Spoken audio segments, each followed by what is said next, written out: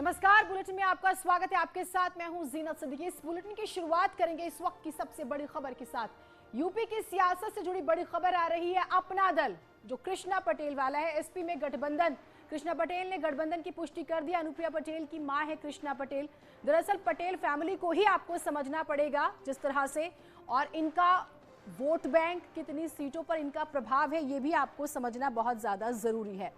अपना दल की जब हम बात करते हैं, बनारस, मिर्जापुर, प्रतापगढ़, रॉबर्ट्सगंज में सीधा प्रभाव है।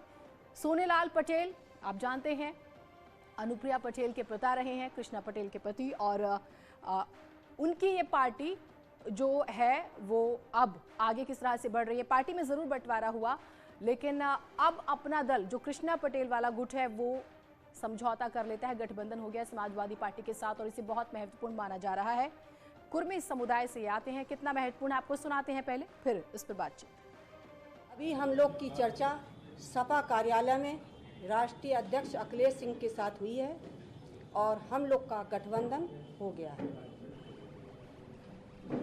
हम लोग समान विचारधारा के लोगों से गठबंधन कर रहे हैं। बहुत जल्दी हम लोग संयुक्त मंच पे आप लोग को दिखाई देंगे।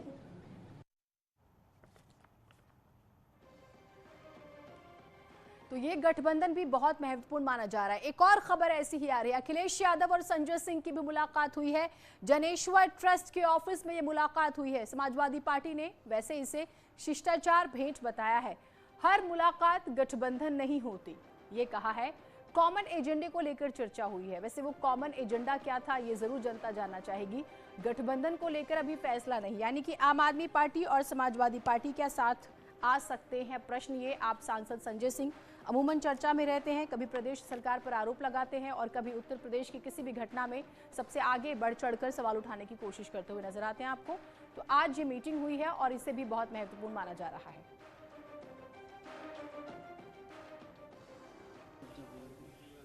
आज समाजवादी पार्टी के राष्ट्रीय अध्यक्ष अखिलेश यादव जी से मुलाकात हुई और काफ़ी सार्थक अच्छी चर्चा हुई उनके साथ। गठबंधन को लेकर अंतिम जब बातचीत तय हो जाएगी तो उसके बारे में ज़रूर जानकारी देंगे। आज एक कॉमन एजेंडा पे, एक समान मुद्दों पर कुछ बातचीत की शुरुआत हुई है और जब इसको गठबंधन का स्वरूप मिलेगा या अंतिम रूप से कोई बातचीत होगी तो उसकी जानकारी जरूर देंगे। मुलाकात का मतलब सिर्फ गठबंधन नहीं होता है। संजय सिंह जी आप पार्टी के नेता हैं, नेताजी को जन्मदिन की भी बधाई देने आए थे। कल माननीय प्रोफेसर साहब की किताब का विमोचन था, उसमें भी आए थे। तो अगर दो पॉलिटिकल लोग मिल रहे हैं तो औपचारिक मुलाकात भी हो सकती है। ये नहीं है कि जो मिल गया उसी से गठबंधन है। बात का मतलब गठबंधन नहीं होता, ये एक बात है, लेकिन दूसरी बात फिर ऐसे खड़ी होती है कि भाई जिस मौसम में आप मुलाकात करते हैं उस पर तो सवाल उठेंगे। चुनावी मौसम है और हर मुलाकात, हर तस्वीर अपने पीछे बहुत सारे जोड़ तोड़ लिए रहती है, तो सवाल तो उठते ही हैं, उठने भी चाहिए। ये तस्वीर, कल जयंत चौधरी अखिलेश यादव की तस्वीर सामने आई, सवाल उठे, सीटों को लेकर बात हुई, गठबंधन का सीधा ऐलान होता है। अभी हमने कृष्णा पटेल के अपना दल का जिक्र किया, वो भी महत्वपूर्ण है। और अब आम आदमी पार्टी के सांसद संजय सिंह की मुलाकात की तस्वीर जो सामने आई है, ये भी बहुत महत्वपूर्ण। अब सवाल ये कि क्या थोड़ा समय लेंगे, क्या सीटों को लेकर बातचीत होगी, अगर साथ आ रहे हैं तो, क्योंकि किंतु परंतु अभी हैं, जब तक चीजें साफ दोनों ही पार्टी की तरफ से नहीं कह दी जाती हैं खुलकर। क्या सीटों को लेकर बातचीत होगी तो किन सीटों पर बातचीत होगी, कितनी सीटों पर रजामंदी हो जाएगी, ये बहुत सारे सवाल हैं।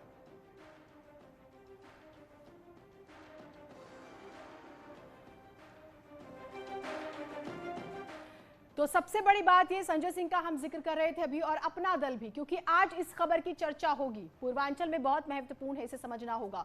समाजवादी पार्टी के साथ गठबंधन का ऐलान। वैसे ये मीटिंग 2 महीने पहले से चल रही थी, सीटों को लेकर सहमति नहीं बन पा रही थी, लेकिन अब तस्वीर न्यूज़ 18 की स्क्रीन पर आप एक्सक्लूसिव हम आपको दिखा रहे हैं। और देखिए जिन सीटों पर बहुत महत्व पड़ता है, सोनेलाल पटेल कुर्मी समुदाय के बड़े नेता थे और उनके निधन के बाद जो है पार्टी 2 गुटों में हो जाती है। एक पार्टी अनुप्रिया पटेल को आप जानते हैं, आज एनडीए में वो मंत्री पिछले दिनों बनी है जब कैबिनेट एक्सपेंशन हुआ है, और एक जो गुट था वो कृष्णा पटेल और उनकी बेटी पल्लवी पटेल। और अब समझौते का जिक्र हो रहा है, गठबंधन का जिक्र हो रहा है। वाराणसी, मिर्जापुर, प्रतापगढ़, रॉबर्ट्सगंज में सीधा प्रभाव है कुर्मी समुदाय का। राज्य की कुल पिछड़ा आबादी में करीब 24% जो है कुर्मी समुदाय के लोग हैं। विंध्याचल, बुंदेलखंड और पूर्वांचल के कुछ इलाकों में इनकी राजनीतिक अहमियत बहुत हो जाती है। आप समझिए, अखिलेश यादव के उस स्टेटमेंट को आप याद कीजिए जिसमें उन्होंने साफ तौर पर कहा था कि बड़ी पार्टियों से गठबंधन सोचेंगे, लेकिन हर छोटी पार्टी जो हमारे साथ आना चाहती है हम उसके साथ गठबंधन जरूर करेंगे। और हर दिन जो हम नई तस्वीरें देख रहे हैं वो बहुत महत्वपूर्ण हो जाती है। कुर्मी से ज्यादा पिछड़ा वर्ग में सिर्फ यादव आबादी हो जाती है और जो कुल पिछड़ा आबादी का करीब 40% है। और यही वजह है कि कृष्णा पटेल के नेतृत्व वाले अपना दल को, अगर हम 2019 की बात करें, लोकसभा चुनाव में पीलीभीत और गोंडा की 2 सीटें दी गई थी, तो उस टाइम अलायंस था, तो आप समझ सकते हैं। लेकिन अभी हम विधानसभा की बात करें और समाजवादी पार्टी के साथ ये आ जाते हैं तो कितना महत्वपूर्ण, यानी कि पूर्वांचल कितना महत्वपूर्ण है, आप इसे इस तरह से समझ सकते हैं। दोनों तस्वीरें आपको टेलीविजन स्क्रीन पर हम दिखा रहे हैं और ये कितनी महत्वपूर्ण हो जाती है आप समझिए। कल की तस्वीर की चर्चा अभी खत्म नहीं हुई थी जिसमें जयंत चौधरी और अखिलेश यादव को लेकर हम पश्चिमी यूपी की बात कर रहे थे, और अब ये तस्वीर कृष्णा पटेल से गठबंधन यानी कि अपना दल की हम बात कर रहे हैं। गठबंधन की पुष्टि हो चुकी है। आम आदमी पार्टी के सांसद संजय सिंह से मिले हैं। हालांकि यहां पर यह साफ नहीं हुआ है कि साथ आ रहे हैं नहीं आ रहे हैं। वैसे जवाब ये आ गया है कि भाई हर गठबंधन, हर मुलाकात जो वो गठबंधन नहीं होती। पर सवाल होता है कि जिस मौसम में आप मुलाकात करते हैं फिर वहां पर तो सवाल उठने ही चाहिए। और देखिए अपना दल कितना महत्वपूर्ण है ये हम आपको लगातार आंकड़ों के जरिए, उन सीटों के जरिए भी जानकारी दे रहे हैं। और ये मुलाकात दरअसल अपना दल से तकरीबन 2 महीने पहले से चल रही थी और अब देखते हैं कि कितनी सीटों पर बातचीत होती है, उससे भी तस्वीर साफ हो जाएगी। तो पूर्वांचल में माना जा रहा है कि ओम प्रकाश राजभर जब साथ आ जाते हैं और अब कृष्णा पटेल साथ आ गई हैं तो समाजवादी पार्टी थोड़ी स्ट्रांग होती हुई नजर आ रही है, ऐसा राजनीति के पंडितों का मानना है। आगे बढ़ते हैं। इससे पहले मंगलवार को लखनऊ में समाजवादी पार्टी के प्रमुख अखिलेश यादव और आरएलडी के अध्यक्ष जयंत चौधरी की मुलाकात हुई। इस मुलाकात के बाद पश्चिमी यूपी की सियासत के समीकरण भी नए से दिखने लगे।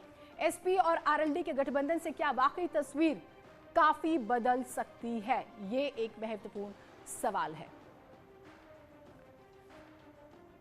तो जाटलैंड किसका होगा, क्या साइकिल वहां पर चल पाएगी? पश्चिमी यूपी की हम बात कर रहे हैं, महत्वपूर्ण सवाल। एसपी और आरएलडी गठबंधन पर न्यूज 18 की टीम ने पश्चिमी यूपी के अलग अलग जिलों से चुनावी चौपाल के जरिए जनता का मूड भांपने की कोशिश की। मुजफ्फरनगर से हमारे सहयोगी बिनेश पवार ने लोगों से अखिलेश यादव और जयंत चौधरी के गठबंधन पर प्रतिक्रिया जानने की कोशिश की।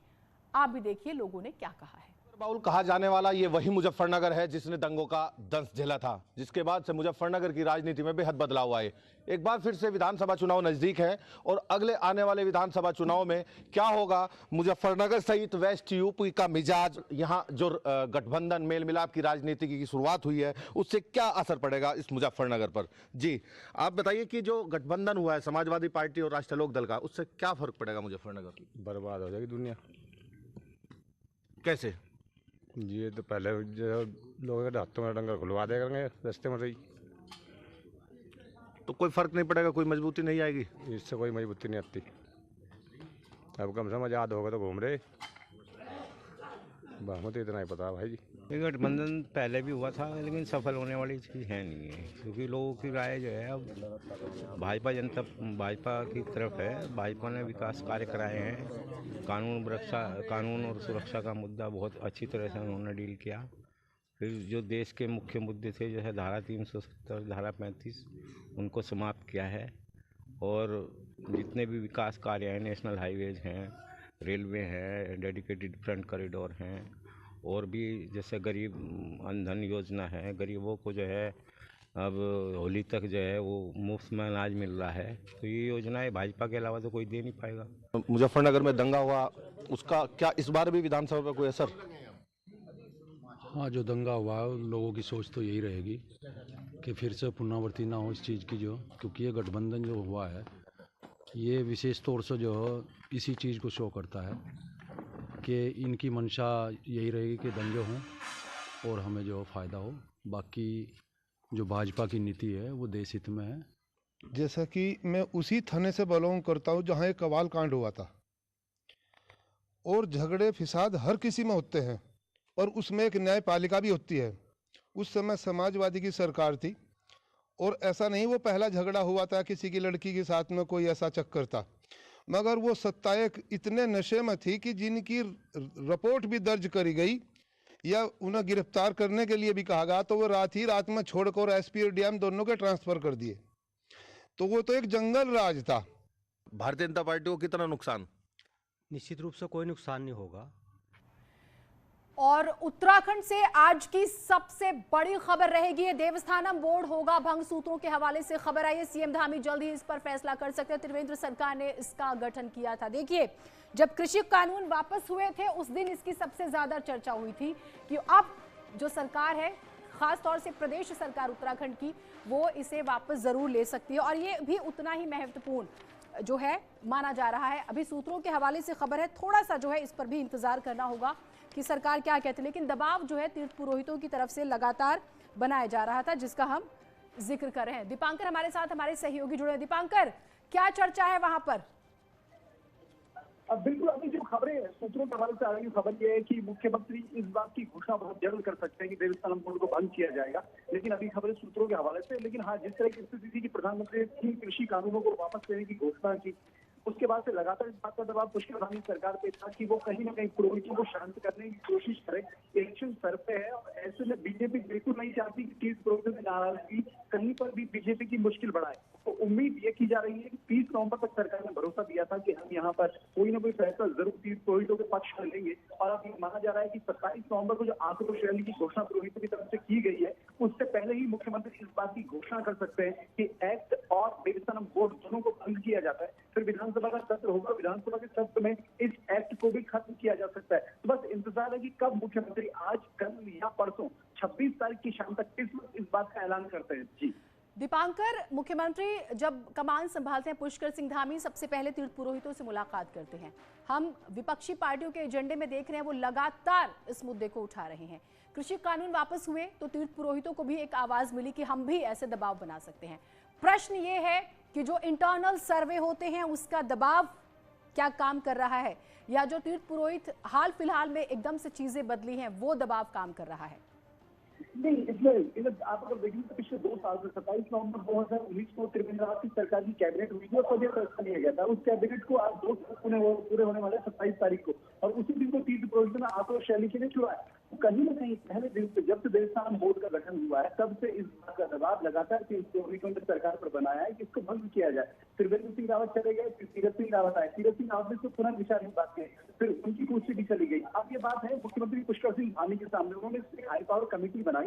हाई पावर कमेटी ने अपनी रिपोर्ट सबमिट मुख्यमंत्री को की और मुख्यमंत्री ने उस रिपोर्ट के बाद का फैसला सुनाना है।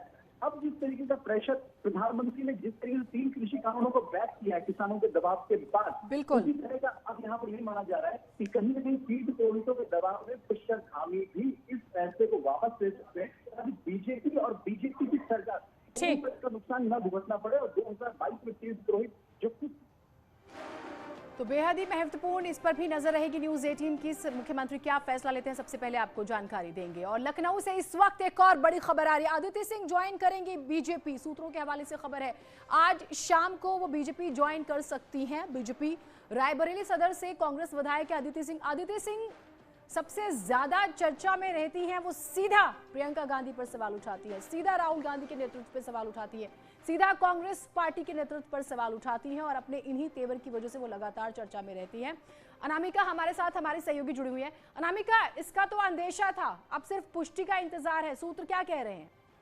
देखिए, सूत्रों के हवाले से बड़ी खबर ये आ रही है कि शाम 4 बजे पार्टी की ओर से ज्वाइनिंग के लिए कुछ नेताओं को बुलाया गया है। हालांकि पार्टी के प्रदेश अध्यक्ष खुद इस समय गोंडा में मौजूद हैं और उनके निर्देश पर ही कुछ लोगों को ज्वाइनिंग के लिए बुलाया गया है। लेकिन हमारे सूत्र ये बता रहे हैं कि जिस तरीके से ज्वाइनिंग कमेटी ने पिछले दिनों कुछ नेताओं के बैकग्राउंड को चेक करने के बाद अपनी पूरी लिस्ट पार्टी के सामने रखी थी, इसके बाद ये लंबी फहरिस्त है जिसमें कांग्रेस के, समाजवादी पार्टी के और बसपा के तमाम विधायक और विधान परिषद सदस्य भी मौजूद हैं। लेकिन इसमें से ये बताया जा रहा है कि आदित्य सिंह का भी इसमें नाम है जो आज पार्टी मुख्यालय पहुंच सकती है और बीजेपी ज्वाइन कर सकती है। हालांकि काफी पहले से ही उनकी जो बीजेपी से नजदीकियां हैं वो दिखाई दे रही हैं। लगातार वो प्रियंका गांधी पे हमलावर भी हो रही हैं और काफी समय से इस बात को लेकर चर्चा है कि वो बहुत जल्द चुनाव से पहले बीजेपी का दामन थाम सकती हैं। ऐसे में ये माना जा रहा है, सूत्र ये बता रहे हैं कि आज शाम को होने वाली बीजेपी मुख्यालय पर ज्वाइनिंग में जो अदिति सिंह है वो बीजेपी ज्वाइन कर ठीक, सकती तो है। खुलकर मुख्यमंत्री योगी आदित्यनाथ के नेतृत्व की वो तारीफ करती हैं और कांग्रेस आलाकमान पर सवाल उठाती है। संभावनाएं तो पहले से ही थी, अब थोड़ा सा ऑफिशियल इंतजार करना होगा। सूत्रों के हवाले से ये खबर आई है। एक छोटा ब्रेक ले रहे हैं, कहीं मत जाइएगा।